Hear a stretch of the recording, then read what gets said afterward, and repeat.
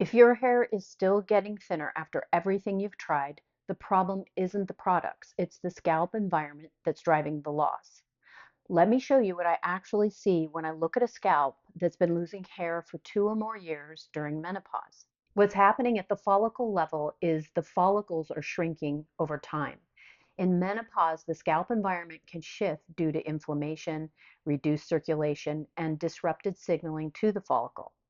Most treatments don't directly address this state. They're designed for general hair support or broad hormonal pathways, not the specific condition of the follicle that's in this phase.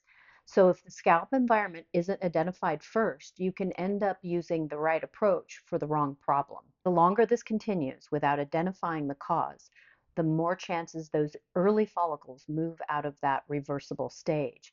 So timing matters because follicle changes are progressive. I do a 60-minute virtual diagnostic assessment to identify exactly what's driving your specific hair loss and what needs to change next.